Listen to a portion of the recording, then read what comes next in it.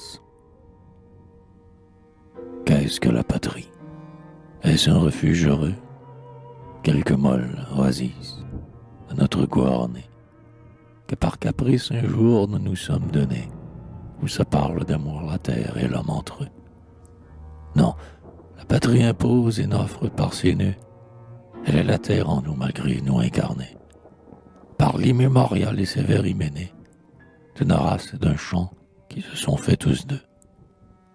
De là vient qu'elle est sainte et cruellement chère, et que, s'il y pénètre une armée étrangère, cette vivante injure aux entrailles nous mord. Comme si, dans l'horreur de quelque mauvais songe, chaque fois que sur elle un bataillon s'allonge, on se sentait hanté par les vers comme un mort.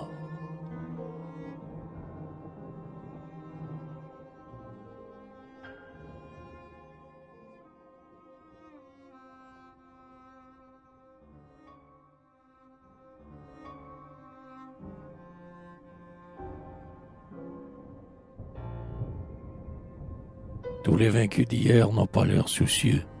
J'en vois, ils me font peur, qui parlent de revanche, avant que la patrie, encore pâle, étanche, tout le sang que ses fils avaient dépensé mieux. Je les vois, caressant leurs lèvres aux poils soyeux, des croix sur la poitrine et de l'or à la manche, le poing superbement appuyé sur la hanche, quêtés comme autrefois les regards des beaux yeux. Ah, cela, je le sais, depuis que la frontière est comme une blessure ouverte tout entière, de leurs généreux corps sont prêts à la couvrir. Mais quelle nuit d'études, ô braves, sont les vôtres? Ou seriez-vous trop fiers pour apprendre des autres à tuer aussi bien que vous savez mourir?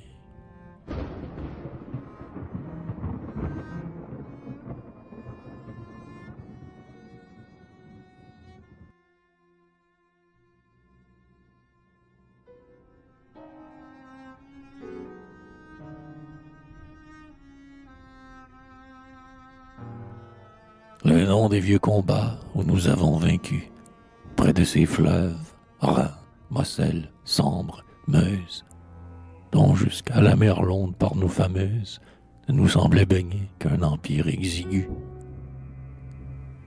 Ces noms dont notre gloire a si longtemps vécu, je ne peux les entendre aujourd'hui, je leur creuse une tombe en mon cœur, muette et ténébreuse.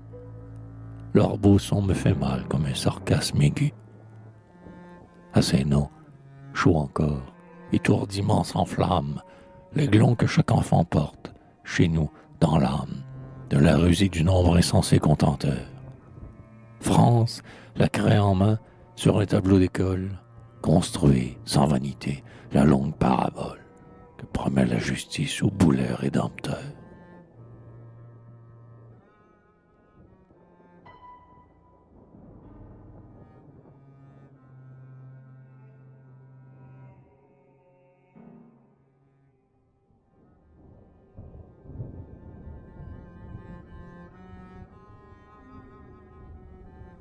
Les races à déchoir tardent plus qu'on ne croit. D'héroïques aïeux, dans le sang de chaque homme, ont amassé longtemps des vertus dont la somme, patiemment accrue avec lenteur des croix. Sur le front de Caton siégeait l'orgueil du droit, l'âpreté du vouloir, la prudence économe. Et plus d'un rustre encore dans les faubourgs de Rome porte haut ce front court solidement étroit. Quand, debout et pensive, à mes yeux se découvre la foule des grands morts qui couronnent le Louvre, j'y regrette, honteux, l'ancien peuple français. J'en pleure la figure et l'âme disparue, et soudain je les trouve éparses dans les rues, sur les plus humbles fronts que je méconnaissais.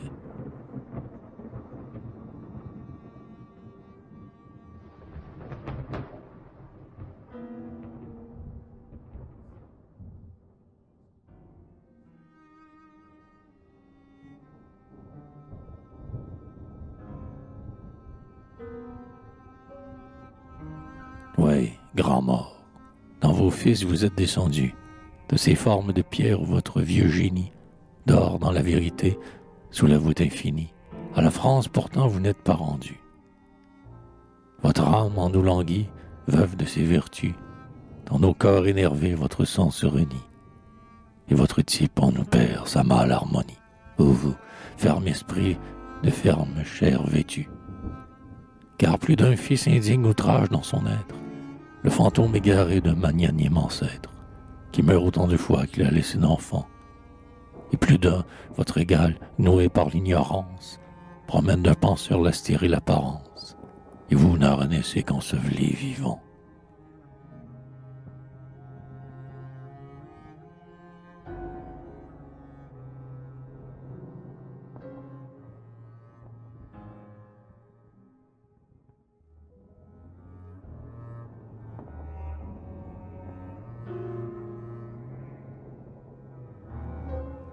Tout le peuple passe et marche et rêve en ces corps, qui vont dans l'ignorance et l'oubli de leur âme, vains rejetons sevrés des mûrissantes flammes, qui font jaillir la sève en richesse au dehors. Viennent les justes lois, mères des justes sorts, relever tant de fronts plus ténébreux qu'infâmes. Viennent les fortes mœurs, comme de puissants blâmes, dans les cœurs dégradés secouer le remords.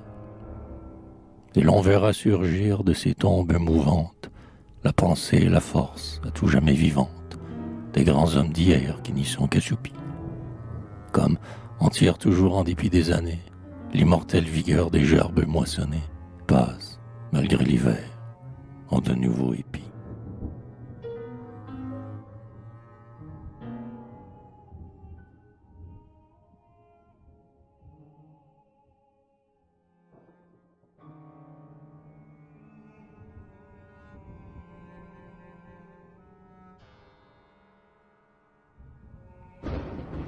Comme un astre ébauché par ses propres tourments, pour se faire une écorce habitable et qui dure, disloque 1000 fois sa grande architecture, sans perdre une vertu de tous ses éléments. De même, en son chaos de décombres fumants, la France, qui se cherche une assise future, bouleverse ses mœurs, en changer sa nature. Elle n'a rien perdu de ses divins ferments. Je compte avec horreur, ô France, dans l'histoire, tous les avortements que t'ont coûté ta gloire. Mais je sais l'avenir qui tressaille en ton flanc. Comme est sorti le blé des broussailles épaisses, comme l'homme est sorti du combat des espèces, la suprême cité se pétrit dans ton sang.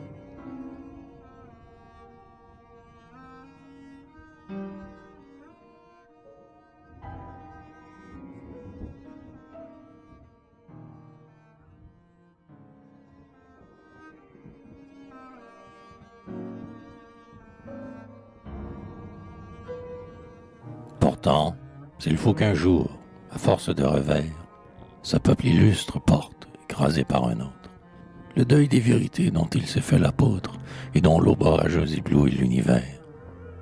Si le monde, aveuglé d'homicide éclair, fait sa gloire des pleurs qu'il arrache à la nôtre, eh bien, que sur la France il cerise ce vôtre, de son dernier soupir, elle emplira les airs. Imitant la revanche éternelle d'Athènes, dont l'âme, inaccessible au viol des capitaines, s'exhale vierge encore de ses marbres épars. Et chacun baisera, pour y puiser l'exemple, le beau front de la morte, où, comme au front d'un temple, l'homme a gravé ses droits sous le laurier des arts.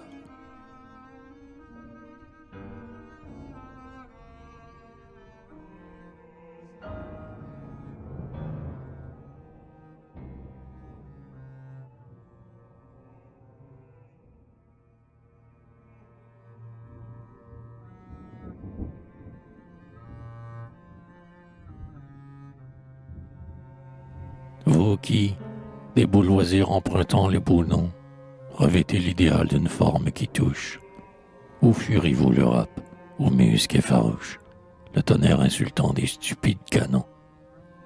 Vous ne porterez pas vos fiers et frêles dons au peuple d'outre-mer dédaigneux de leur souche. Partout l'abeille attique a déserté la bouche. Vous laisserez la vière et seule à tâtons. Ah, du moins renouez votre céleste ronde sur l'invisible pain d'où l'élite du monde se range sans drapeau pour vous tendre la main. J'ai beau faire, j'émigre où s'enfuit la concorde, Je tiens de ma patrie un cœur qui la déborde. Et plus je suis français, plus je me sens humain.